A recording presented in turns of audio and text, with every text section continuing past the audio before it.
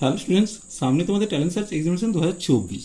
তাই ক্লাস 5-এর আজকে একটা ভিডিও নিয়ে হাজির হয়েছি। চলো ভিডিওটা দেখে নাও। দেখো, আজকে তোমাদের জন্য বাছাই করা 10টি অঙ্ক নিয়ে হাজির হয়েছি। দেখো, অঙ্কগুলো তোমরা দেখে নাও। প্রথমে, অপ্রকৃত ভগ্নাংশের ক্ষেত্রে কোনটি সঠিক? তোমাদের আগেই বলেছি যে 4টে করে অপশন থাকবে, যেটা সঠিক হবে তাতে টিক চিহ্ন দিতে হবে।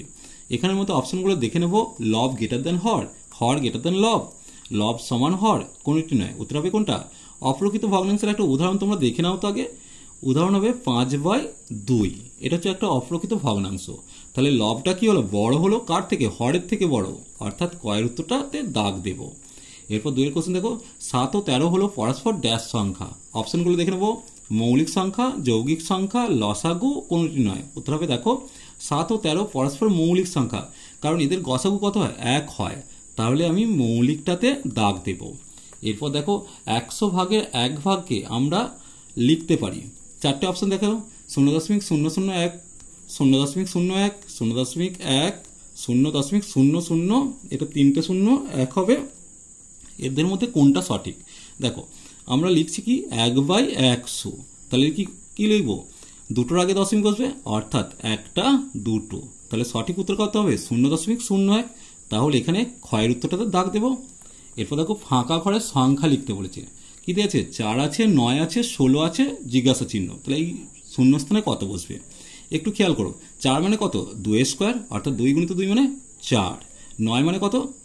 3 × 3 = 9। 16 মানে কত? 4 × 4 = 16। তাহলে পরের সংখ্যা অবশ্যই 2, 3, 4, 5 আসবে। তাহলে 5 স্কোয়ার, অর্থাৎ 5 × 5 = 25 উত্তর আসবে। তাহলে কত আসছে?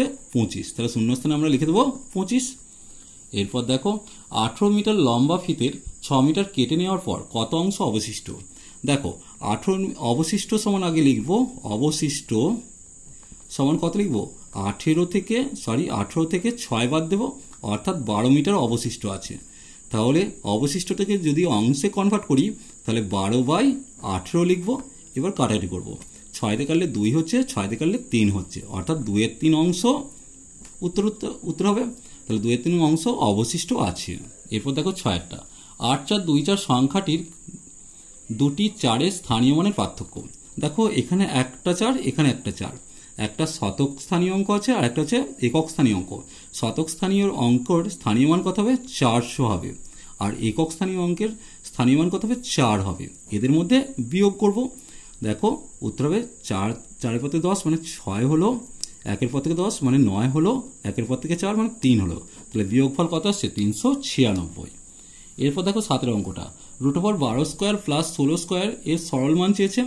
খুবই সহজ অঙ্ক। তোমরা 12² মানে এখানে ঘাবড়ে যাবে না। 12² মানে হচ্ছে 12 × 12, আর 16² মানে হচ্ছে 16 × 16। তাহলে একটু খেয়াল করো। তাহলে 12² মানে কি? 12কে 12 দিয়ে গুণ করলে 144 পাবো, আর 16কে 16 দিয়ে গুণ করলে 256 পাবো। এরপর যোগ করে ফেলো। এটাকে যোগ করলে আমরা 400 পেয়ে যাচ্ছি।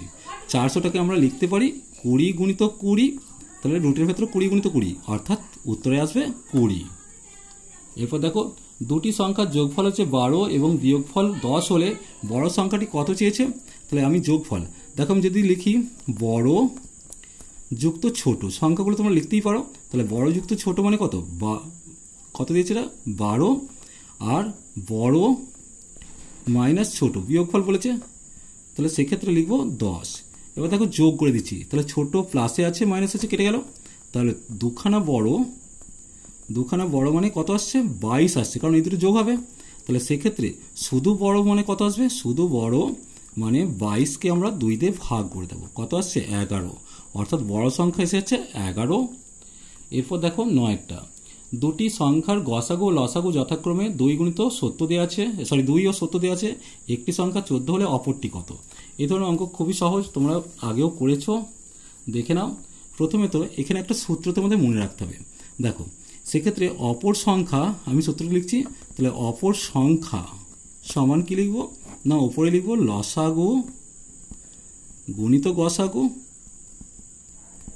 আর নিচে লিখবো একটি সংখ্যা। তাহলে এই হচ্ছে সূত্র। তাহলে অপর সংখ্যা সমান লসাগু গুণিত গসাগু বাই একটি সংখ্যা।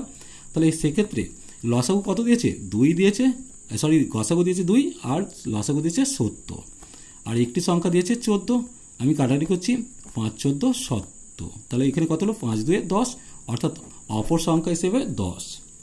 এরপর দেখো এর সরল মানটা চেয়েছে, এর সরল মানটা দেখে নাও। এখানে যদি আমি করে দিই তাহলে জিনিসটা কি আসবে একটু দেখে নাও। সমান দিয়ে ওপরে যদি 1 1 1 হলো, দুটোর আগে দশমিক, এই দুটোর আগে দশমিক করে এটা করে দিলাম, আর নিচে আসছে 0.01। তাহলে কি হলো, কেটে গেল, কেটে গিয়ে 1 পড়ে থাকছে, অর্থাৎ সরল মান হচ্ছে 1।